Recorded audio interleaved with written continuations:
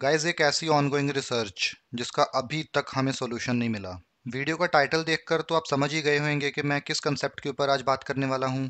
तो आज बात करेंगे थ्री बॉडी प्रॉब्लम्स के ऊपर। जैसे कि आप जानते हैं कि मैं बहुत सिंपल वे से आप लोगों को समझाता हूं। पिछली ग्रेविटेशन एंड स्पेस टाइम वाली वीडियो के ऊपर कमेंट आया था कि थ्री बॉडी प्रॉब्लम्स के बारे में हमें समझाइए। जितने भी साइंस लवर्स इस वीडियो को देख रहे हैं, मैं रिक्वेस्ट करता हूं कि लाइक एंड सब्सक्राइब कर लीजिए, क्योंकि मैं ऐसे ही फैसिनेटिंग फैक्ट्स के ऊपर वीडियोस हर दूसरे दिन अपने चैनल पे अपलोड करता ही रहता हूँ। आइंस्टाइन की रिलेटिविटी थ्योरी के अकॉर्डिंगली ग्रेविटेशन नाम की कोई चीज ही नहीं होती है।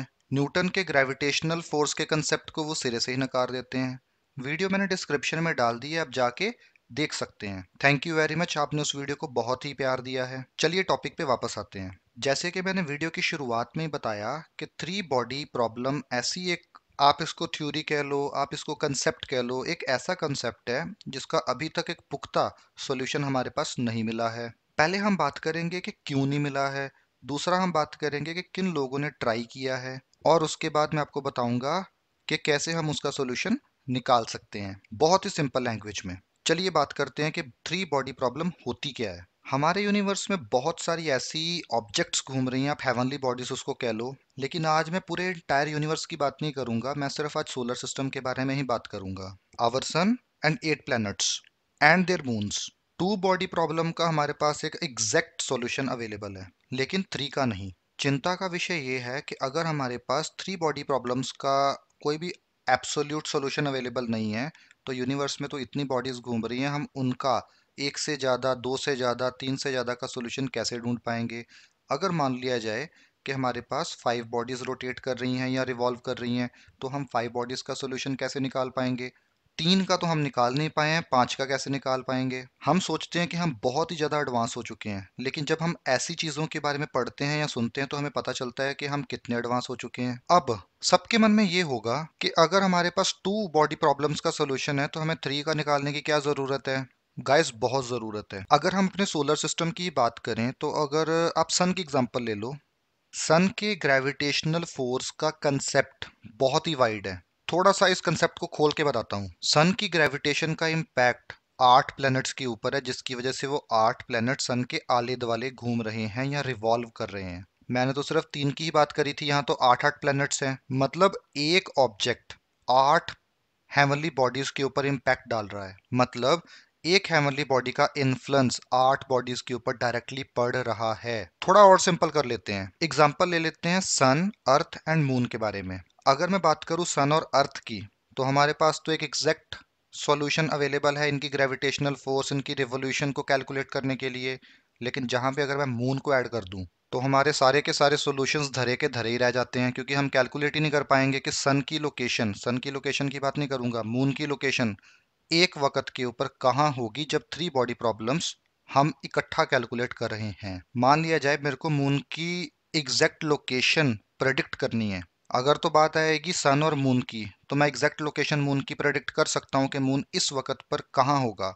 लेकिन जब मैं वहां पे अर्थ को भी ऐड कर देता हूँ, तब मैं नहीं प्रेडिक्ट कर पाऊंगा कि एक जगह के ऊपर पृथ्वी कहाँ पे होगी और मून कहाँ पे होगा। हम सोलर इक्लिप्सेस को कैलकुलेट करते हैं, हम लूनर इक्लिप्स को कैलकुलेट करते हैं। हमारे पास पता होता है ना कि आज सोलर इक्लिप्स लगने वाला है या फिर आज लूनर इक्लिप्स लगने वाला है। कैसे पता चलता है? Because of that two body problem solution available. ये मेन प्रॉब्लम है थ्री बॉडी सॉल्यूशन की। अब बात करते हैं कि क्यों हम सॉल्यूशन नहीं फाइंड आउट कर पा रहे हैं, क्या कॉम्प्लेक्सिटी आ रही है। हर एक बॉडी की एक्सेलरेशन उसकी पोजीशन के ऊपर डिपेंड करती है। पोजीशन ही तो हमें पता नहीं है, और जब हमें पोजीशन ही पता नहीं है तो प्रॉब्लमेटिक सिचुएशन आ गई ना वहां पे। इसीलिए इस कंसेप्ट को कहा जाता है the three body problem is non linear. और ऊपर से एक और बड़ी प्रॉब्लम आ जाती है जब तीन बॉडीज की बात आती है। अब तीन बॉडीज के ऊपर ग्रेविटेशनल फोर्सेस लग रही हैं।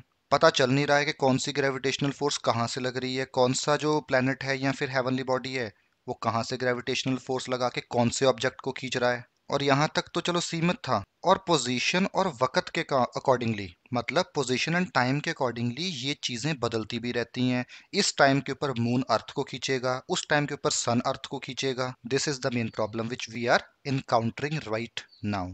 तो ये है three body problem in very simple language. अब बात करते हैं कि कौन कौन से साइंटिस्ट्स ने इनकी पोजीशन को कैलकुलेट करने की कोशिश करी है, क्या क्या रिजल्ट्स मिले और कितने एक्यूरेट थे वो। जो मोस्ट स्टेबल कॉन्फ़िगरेशन थी वो हमें लेग्रांजी ने दी थी। बाकी जितने भी साइंटिस्ट्स ने हमें सॉल्यूशन देने की कोशिश करी है वो कुछ ना कुछ किसी ना किसी टाइम के ऊपर जाके कोलिजन्स में बदल जाएंगी। मतलब कि उनके सॉल्यूशंस के अगर हम बात करें तो कोई ना कोई ऑब्जेक्ट आपस में ही टकरा जाती है, मतलब वो कहीं ना कहीं के ऊपर रॉन्ग साबित हो जाते हैं। लेकिन लेग्रांजी का जो सॉल्यूशन है उसमें कोलिशन के चांसेस लगभग नामातर हो जाते हैं। कुछ स्पेशल केसेस के बारे में भी बात करते हैं, जैसे कि restricted three body problem. Restricted का मतलब यहाँ पे ये है कि अगर मान लिया जाए सन और जुपिटर का कंपैरिजन करें, तो अगर मैं थर्ड बॉडी प्रॉब्लम जहाँ के अर्थ को बीच में डाल दूं, तो sun and Jupiter are very massive.